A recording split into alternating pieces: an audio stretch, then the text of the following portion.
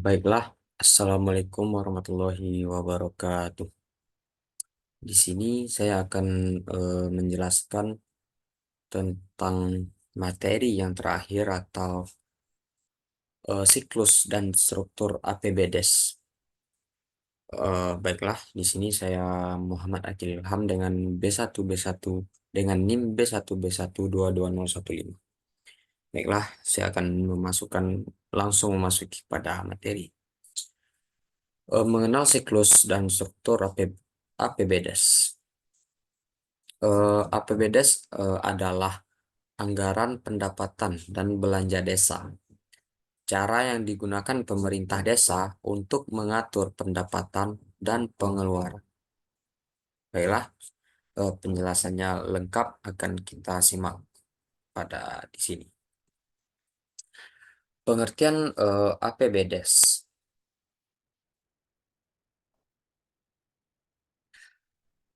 Definisi APBDes ialah APBDes adalah rencana keuangan yang dibuat oleh pemerintah desa untuk pengelolaan keuangan desa. Kemudian, adapun fungsi dari APBDes ialah APBDes berfungsi memperjelas pengeluaran desa sehingga mudah terkontrol dan memudahkan dalam melakukan perencanaan anggaran. Baiklah, itu sekilas tentang pengertian APBDes secara definisi serta fungsi. Baiklah, di sini saya akan langsung kepada materi inti, yaitu tentang struktur APBDes. Struktur APBDes ini sama seperti sebelumnya terbagi menjadi tiga, yaitu pendapatan desa, belanja desa, dan pembiayaan desa. Baiklah, kita masuki pada materi pertama, yaitu pendapatan desa. Pendapatan desa meliputi semua penerimaan uang melalui rekening desa yang merupakan hak desa dalam 1 tahun anggaran yang tidak perlu dibayar kembali oleh desa. Sumber-sumber pendapatan seperti dana alokasi desa, pendapatan asli desa, dan lain sebagainya. Adapun kelompok dari pendapatan eh, dari desa ialah pendapatan asli desa, terbagi menjadi pendapatan asli desa, transfer, pendapat lain-lain. Jenis pendapatan terbagi menjadi macam-macam, yaitu yang pertama ada hasil usaha, hasil aset, swadaya, partisipasi, gotong royong, dan lain-lain. Kemudian rincian pendapatan, hasil BUMDes, tanah kas desa, tambatan perahu, pasar desa, tempat pemandian umum, jaringan irigasi membangun dengan kekuatan sendiri yang melibatkan peran serta masyarakat berupa tenaga, barang yang dinilai dengan uang, dan hasil pungutan desa. Kemudian ada transfer. Macam-macam transfer ini terbagi menjadi beberapa, yaitu pertama ada dana desa, bagian dari hasil pajak daerah kabupaten atau kota, dan retribusi daerah, alokasi dana desa atau ADD, bantuan keuangan dari APBD provinsi, dan bantuan keuangan APBD dari kabupaten atau kota. Kemudian ada pendapat yang lain-lain seperti hibah dan sumbangan dari pihak ketiga dan tidak mengikat. Kemudian ada lain-lain pendapatan desa yang sah. Kemudian ada rincian pendapatan. Rincian pendapatan asli desa berupa hasil BUMDes. Eh, Berupa hasil BUMDes, tanah kas desa, tambatan perahu, dan lain sebagainya. Kemudian adapun rincian pendapatan dari pendapatan lain-lain, yaitu pemberian berupa uang dari pihak ketiga, hasil kerjasama dengan pihak ketiga, atau bantuan perusahaan yang beralokasi di desa. Kemudian di sini ada atau materi selanjutnya ialah belanja desa. Belanja desa ini meliputi semua pengeluaran dari rekening desa yang merupakan kewajiban desa dalam 1 tahun anggaran yang tidak akan diperoleh pembayarannya kembali oleh desa. Jadi pengeluaran dari rekening desa dalam 1 tahun itu tidak akan diperoleh pembayarannya kembali. Belanja desa dipergunakan dalam rangka mendanai penyelenggaraan kewenangan desa. Rincian belanja untuk setiap program dan kegiatan yang telah disepakati dalam musyawarah desa. Ada kelompok belanja. Kelompok belanja ini meliputi penyelenggaraan pemerintahan desa, pelaksanaan pembangunan desa, kegiatan pembangunan, pembinaan kemasyarakatan desa, pemberdayaan masyarakat desa, dan belanja tak terduga. Eh, Kemudian ada jenis kegiatan yang sesuai dengan RKP desa. Yang pertama yaitu kegiatan pembayaran, penghasilan tetap dan tunjangan, kegiatan operasional kantor. Kemudian ada jenis belanja dan rincian belanja pada penyelenggaraan pemerintahan desa yaitu belanja pegawai. Yang pertama pembayaran penghasilan tetap kepala desa 1 orang atau 1 orang. Perangkat ke desa atau kaur, kasih, kadus, dan lain-lain. Misalnya berjumlah kita ibaratkan sebanyak 11 orang. Kemudian ada yang kedua ada pembayaran tunjangan. Kepala desa, perangkat desa, kaur, kasih, kadus, BPD, misalkan kita ibaratkan menjadi 5 orang ya. Kemudian yang ketiga ada insentif RT dan RW. Misalnya 5 RW dan 10 RT. Kemudian ada belanja barang dan desa seperti ATK, listrik, air, telepon.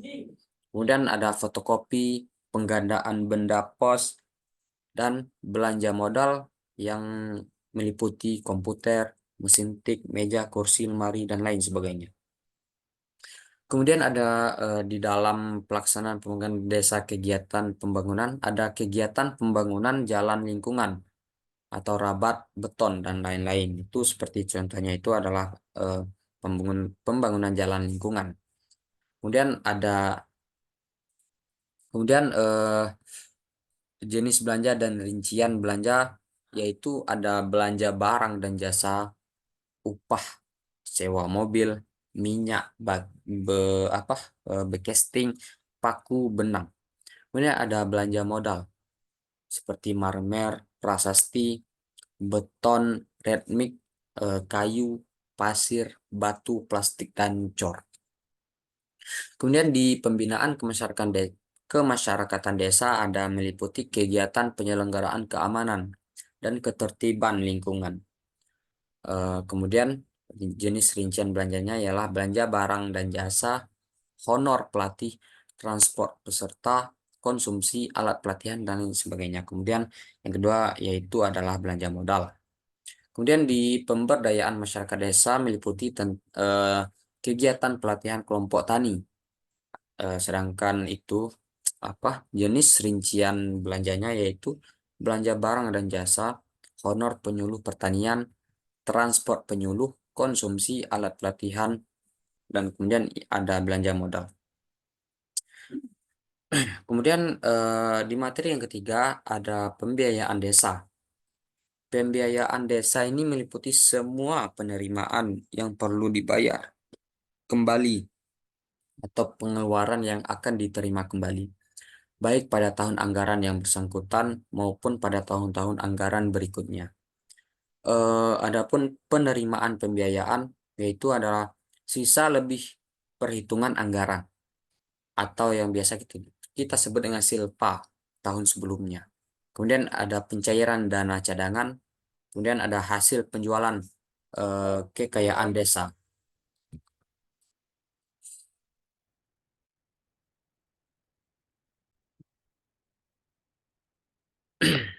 Kemudian ada pelampauan penerimaan pendapatan terhadap belanja.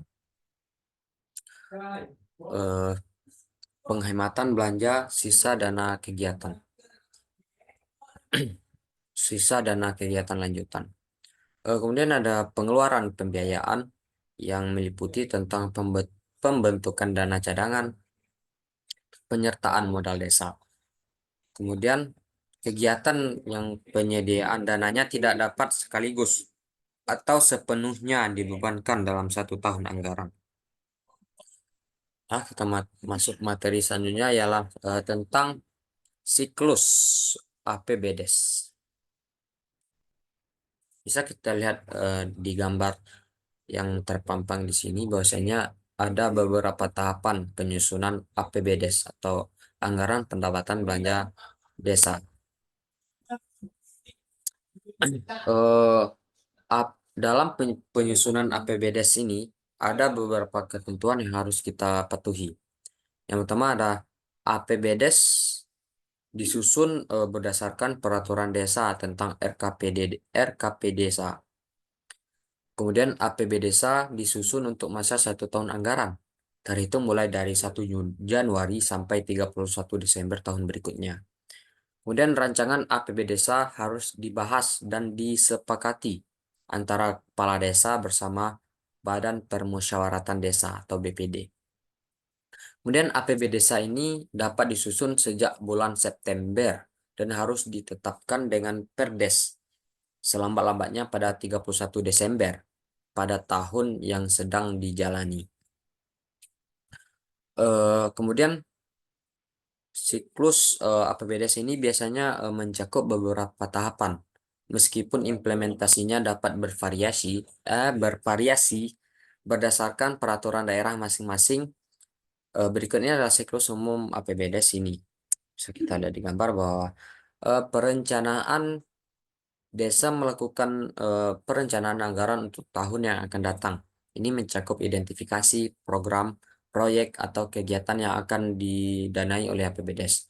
Penyusunan anggaran. Pada tahap ini, eh, desa menyusun anggaran dengan menghitung perkiraan pendapatan yang akan diterima seperti dana desa, pajak, dan sumber-sumber lain, serta memprioritaskan belanja untuk program dan kegiatan desa. Kemudian ada pembahasan anggaran. eh, Anggaran yang disusun dibahas bersama-sama oleh pihak yang terkait seperti Badan Permusyawaratan Desa, Lembaga Kemasyarakatan, dan warga desa dalam musyawarah desa.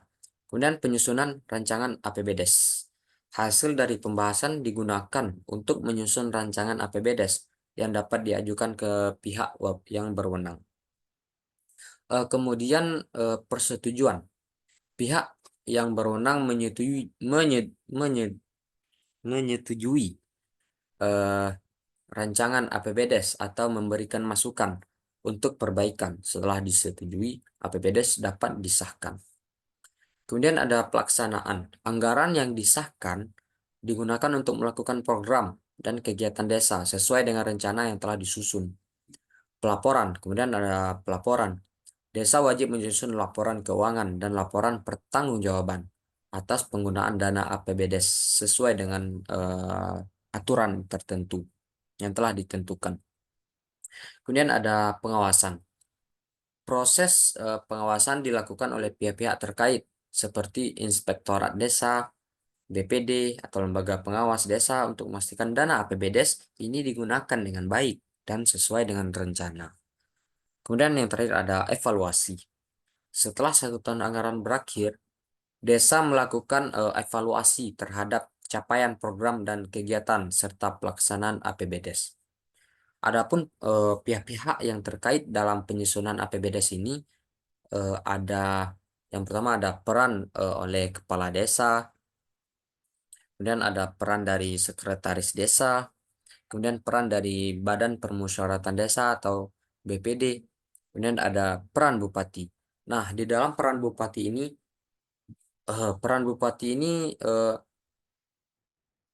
cukup penting dalam pelaksanaan atau pihak yang terkait dalam APBD sini, seperti melakukan evaluasi pertama, kemudian melakukan pembinaan, kemudian melakukan pengawasan dan melaksanakan tugas tersebut, tugas yang telah disebutkan seperti tadi.